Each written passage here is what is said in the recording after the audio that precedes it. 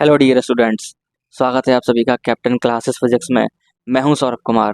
जैसा कि आप जानती हैं, हम जो वीडियो लेक्चर प्रोवाइड करा रहे हैं उसमें हम क्लास 12 में जो हमारा फिजिक्स का पेपर होता है उसमें 5 नंबर के लॉन्ग डेरिवेशन आते हैं, उसको लेकर हम ये वीडियो सीरीज़ प्रोवाइड करा रहे हैं।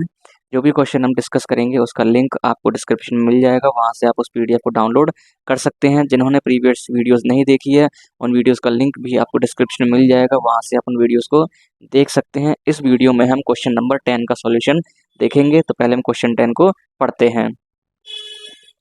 तो क्वेश्चन 10 हमारा कहता है, किसी समांतर प्लेट, यहाँ पर ये प्लेट गायब हो गई, किसी समांतर प्लेट संधारित्र की धारिता का व्यंजक प्राप्त कीजिए जब परावैद्युत पदार्थ आंशिक रूप से भरा हो। यानी आपसे एक समांतर प्लेट संधारित्र की धारिता पूछी है जब एक जो हमारा परावैद्युत पदार्थ है वो आंशिक रूप से भरा हुआ है। तो देखिए, हमने यहाँ पे एक डायग्राम बनाया हुआ है। यहाँ पर हमारे पास एक ये समांतर प्लेट संधारित्र है, इसकी एक प्लेट ये है, एक प्लेट ये है, एक दूसरी प्लेट को हमने पृथ्वी से ज्वाइन कर रखा है, और इन प्लेटों के बीच में जो परावैद्युत पदार्थ है वो आंशिक रूप से रखा हुआ है। यानी टी मोटाई की एक ये पट्टी है, हमने इस तरीके से इसको इन प्लेटों के बीच में इस तरीके से इसको रख दिया है। तो इसके लिए आपको क्या थ्योरी लिखनी है वो हम देख लेते हैं। तो थ्योरी हमारी कहती है, माना किसी आवेशित समांतर प्लेट संधारित्र की प्रत्येक प्लेट का क्षेत्रफल a है। यानी हमने मान लिया है प्रत्येक प्लेट का क्षेत्रफल a हमने माना हुआ है, तथा प्लेटों के बीच की दूरी d है।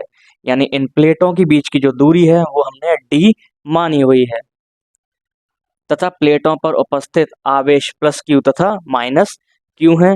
यानी इस प्लेट पर जो उपस्थित आवेश है वो प्लस q आवेश है, और इस प्लेट पर जो आवेश है वो माइनस q आवेश उपस्थित है, तथा आवेश का पृष्ठ घनत्व प्लस सिग्मा तथा माइनस सिग्मा है। यानी इन प्लेटों पर आवेश का जो पृष्ठ घनत्व है, इस प्लस वाली प्लेट पे हमने प्लस सिग्मा माना हुआ है, और इस माइनस वाली प्लेट पे हमने माइनस सिग्मा माना हुआ है, तथा प्लेटों के मध्य टी मोटाई की के परावर्तांक वाली एक पट्टी रखी है। यानी प्लेटों के बीच में एक पट्टी हमने रखी है जिसकी मोटाई टी है, जिसका परावर्तांक के है। तो ये हमारी इसकी हो गई थ्योरी। अब हम ज्ञात करेंगे इस संधारित्र की धारिता को।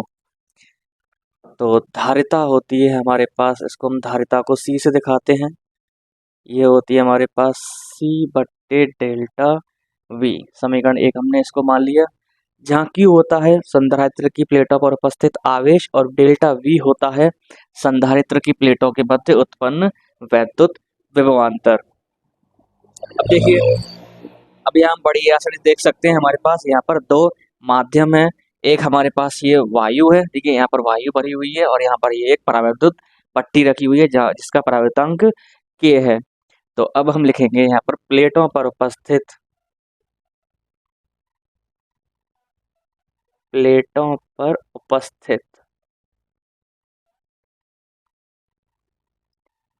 आवेशों के कारण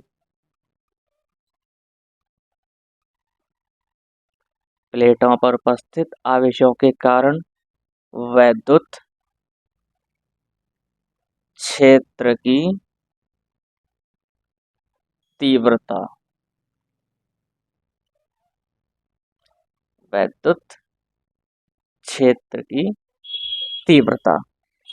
अब देखिए, हमारे पास दो माध्यम है। एक पहला माध्यम है हमारे पास वायु।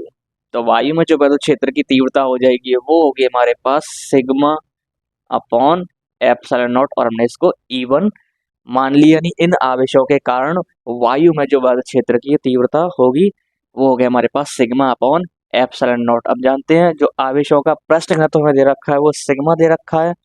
तो सिग्मा होता है हमारे पास Q/A। एकांक क्षेत्रफल में उपस्थित आवेश की मात्रा होती है हमारे पास आवेश का पृष्ठ घनत्व। ये मान हम यहाँ पर रख देंगे, तो ये हो जाएगा हमारे पास sigma upon epsilon not A। ये आ गया हमारे पास वायु में वैद्युत क्षेत्र की तीव्रता। इसी तरीके से हमारे पास ये माध्यम है, इस माध्यम में भी वैद्युत क्षेत्र की तीव्रता होगी। पॉइंट सेकंड, माध्यम में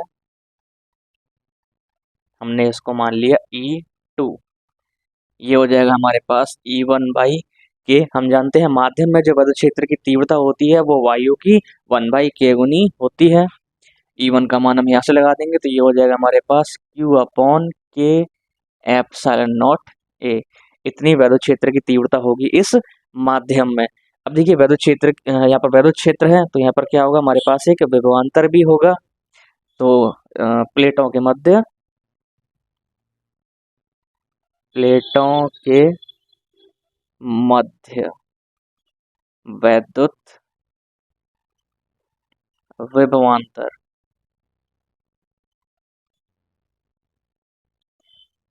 वो हो जाएगा हमारे पास V1 प्लस V2। अब ये V1 है हमारे पास वायु में वैद्युत विभवांतर, और V2 है हमारे पास इस माध्यम में, इस परावैद्युत माध्यम में वैद्युत विभवांतर। अब हम जानते हैं V बराबर होता है हमारे पास E इंटू डी, वैद्युत क्षेत्र की तीव्रता इंटू दूरी। तो जो वायु में हमारे पास वैद्युत विभवांतर हो जाएगा वो हो जाएगा E1 into D minus T. अब देखिए जो वायु है हमारे पास, देखिए प्लेटों के बीच की दूरी d है, जिसमें हमारे पास t मोटाई की एक पट्टी रखी हुई है। तो वायु के लिए जो दूरी हो जाएगी वो हो जाएगी d माइनस टी। तो वही हमने यहाँ पर इस्तेमाल की है। इसी तरीके से माध्यम में जो जो वैद्युत विभवांतर होगा वो हो जाएगा हमारे पास E2 इंटू टी, माध्यम में वैद्युत क्षेत्र की तीव्रता इंटू माध्यम की चौड़ाई। अब यहाँ से देखिए E1 और E2 के मान हम यहाँ से रख देंगे। E1 का मान है हमारे पास Q upon epsilon not A into D minus T हो जाएगा, और यहाँ से E2 का हो जाएगा हमारे पास, ये रहा हमारे पास Q upon K epsilon not A T. अब देखिए यहाँ पे Q upon epsilon not A इसके साथ भी और Q upon epsilon not A इसके साथ भी, ऐसे भी हम कॉमन ले लेंगे। तो ये हो जाएगा हमारे पास Q upon epsilon not A, यहाँ से बचेगा हमारे पास D माइनस टी, और यहाँ से देखिए हमारे पास ऊपर बचेगा T और नीचे बचेगा हमारे पास ये K। तो ये हो गया हमारे पास प्लेटों के मध्य उत्पन्न वैद्युत विभवांतर। अब इस डेल्टा V का मान हम समीकरण 1 में रख देंगे। डेल्टा V का मान समीकरण 1 में रखने पर, अब डेल्टा V का मान समीकरण 1 में रख देंगे तो धारिता जो हमारे पास आएगी वो हो जाएगी Q। देखिए डेल्टा V का ये मान हम यहाँ पे इस जगह पर, इस डेल्टा V की जगह रख देंगे। तो ये है हमारे पास Q एप्सिलॉन नॉट A, देखिए Q एप्सिलॉन नॉट A और ये सारी वैल्यू इसके साथ मल्टीप्लाई में D minus T plus T by के। अब इसको हम सॉल्व करते हैं। देखिए हम जानते हैं कहीं पे लिखा हुआ हमारे पास A बट्टे B और इसके नीचे लिखा हुआ हमारे पास C बट्टे D। इसको हम किस तरीके से हल करते हैं, देखिए B का मल्टीप्लाई हो जाएगा नीचे C में, और ये D ऊपर कूद के पहुंच जाएगा हमारे पास ऊपर। तो हमारे पास हो जाएगा ये A इंटू डी और नीचे हो जाएगा हमारे पास C इंटू B। तो इसी का इस्तेमाल हम यहाँ पे करने वाले हैं। देखिए यहाँ पर इस Q के नीचे हम 1 मान लेंगे, इस Q के नीचे हमने 1 मान लिया।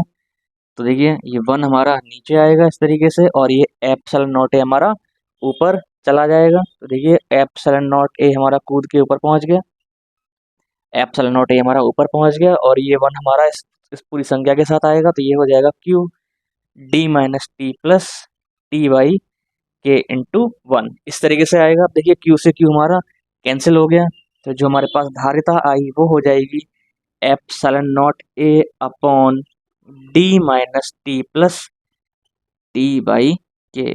ये हो गई हमारे पास इस समांतर प्लेट संधारित्र की धारिता फैराड, जब हमारा परावैद्युत पदार्थ आंशिक रूप से भरा हुआ हो। तो इस तरीके से हमारा ये क्वेश्चन 10 पूरा हो गया।